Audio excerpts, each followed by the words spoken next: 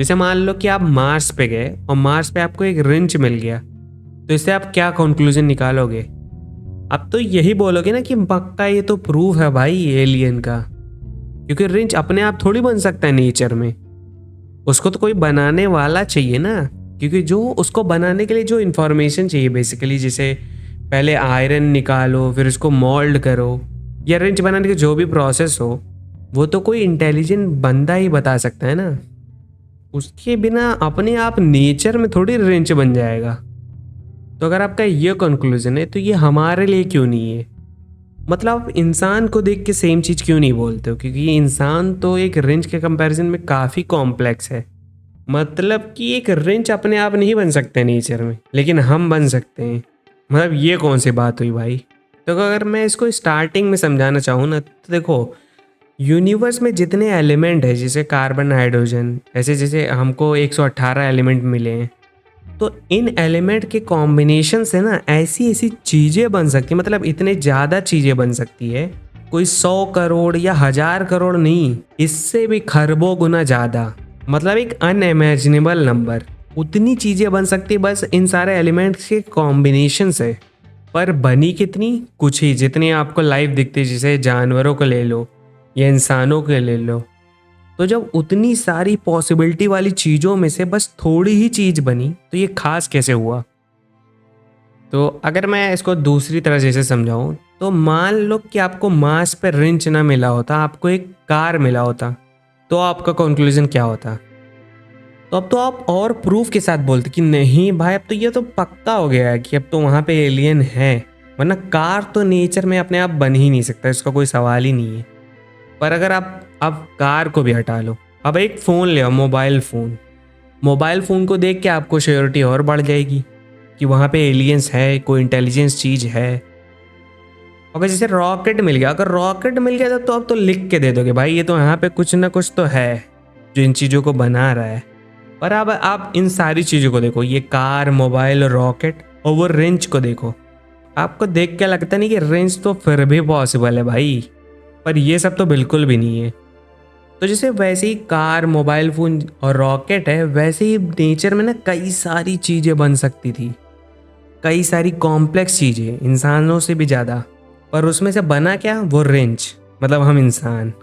अब शायद आपको हजम हो रहा हो वो रेंज, पर अगर सच में देखा जाए ना, तो वो रेंज भी कैसे बना? अगर हम साइंटिफिकली एक्सप्लेन करना चाहें तो कैसे एक्सप्लेन करेंगे भाई वो रेंज कैसे बना नेचर में?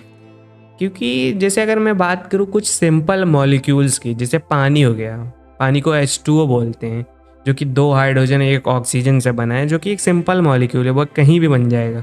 पत्थर ले लो, पत्थर आपको अर्थ पे भी मिलेगा और चांद पे चले जाओगे वहाँ पे भी मिलेगा, मार्स पे भी मिलेगा, क्योंकि ये सब सिंपल मॉलिक्यूल है, ये सब कहीं पे भी बन जाएंगे बस थोड़ी सी कंडीशन में। पर कोई जिंदा चीज़ आपको नहीं मिलेगी, वो बहुत कॉम्प्लेक्स है उसका बनना। तो अगर मैं एक सेल या डीएनए की बात करूँ, तो ये बना कैसे आखिर, वो भी अपने आप नेचर में? अगर आपको ये कॉम्प्लेक्स नहीं लग रहा तो मैं आपको एक एग्जांपल से समझा रहा हूँ। जैसे मान लो लीगोस है, लीगोस वही जो छोटे बच्चे वो प्लास्टिक को जोड़ जोड़ के स्ट्रक्चर बनाते हैं, घर बना दो या कुछ भी बना दो उसको जोड़ जोड़ के। अगर मान लो मैं उनको सबको अलग करके एक बॉक्स में डाल लूँ और वो बॉक्स को हिलाता रहूँ मतलब 2 साल तक, तो हो सकता है 2 साल बाद उस बॉक्स के अंदर की कुछ जो लीगोस हैं, जो पीसेस है, कुछ पीसेस जुड़ जाए और सिंपल चीज़ें बन जाए, मतलब कोई सिंपल शेप बन जाए।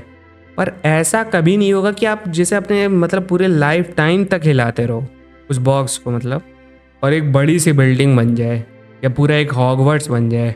ये कभी नहीं होने वाला, चाहे आप जब तक हिलाओ उस बॉक्स को, क्योंकि ये बिल्डिंग, ये हॉगवर्ट्स, ये सब बहुत कॉम्प्लेक्स चीज़ें हैं। इसको बनने के लिए सारे स्टेप्स को राइट लेना पड़ेगा, सबका सिलेक्शन सही होना चाहिए। जैसे पहले ऐसे जुड़ना चाहिए, फिर वैसे, फिर वही चीज़ रिपीट होनी चाहिए। पर ये सब नेचर में कैसे बन सकता है? क्योंकि अगर लाइफ का भी बनना है तो उसके लिए कई सारे स्टेप्स को सही लेना पड़ेगा नेचर को। जैसे अगर एक कॉम्प्लेक्स मॉलिक्यूल को बनना है तो उसको मान लो कि 10,000 सही सिलेक्शन चाहिए, तभी वो मॉलिक्यूल बनेगा। तो लगातार नेचर में 10,000 सही सिलेक्शन कैसे हो सकते हैं? नेचर को कैसे पता अब यही सिलेक्शन लेना है, अब इसके बाद ये करना है, अब इसके बाद वो करना है, फिर उसके बाद सबको रिपीट भी करना है? क्योंकि जैसे अगर हमें कुछ ये बनाना होता है तो हमें उसके बारे में इन्फॉर्मेशन होती है कि भाई अब ये करना है वो करना है, पर नेचर को कहाँ से वो इन्फॉर्मेशन मिली जिससे हम बने या फिर कोई भी कॉम्प्लेक्स चीज़ें बनी। या तो ऐसा हो सकता है कि नेचर का ही ये नेचर हो, और भी चीज़ें नेचर ये सारे स्टेप्स याद कैसे रख रहा है, क्योंकि अगर कॉम्प्लेक्स चीज़ों का बनना है ना तो उसमें कई सारे सिलेक्शन रिपीट्स करने पड़ेंगे। अब ये करना है तो 10 स्टेप के बाद फिर यही करना है, तो नेचर को कैसे पता कि 10 स्टेप बाद यही करना है। ये तो तभी पॉसिबल लग रहा है कि जब ऑलरेडी कोई इंटेलिजेंट बीइंग हो जो ये सब करवा सके। और वो इंटेलिजेंट बीइंग, मैं गॉड को नहीं बोल रहा हूँ, मैं खुद फिजिक्स को ही बोल रहा हूँ। मतलब फिजिक्स में ही कुछ ऐसे लॉज हैं ना जिनकी वजह से ये पॉसिबल हुआ, पर अभी हमें पता नहीं है क्योंकि हमने अभी पूरी फिजिक्स डिस्कवर नहीं की है। या तो ऐसा हो सकता है कि हमें एक नई फिजिक्स की ज़रूरत है।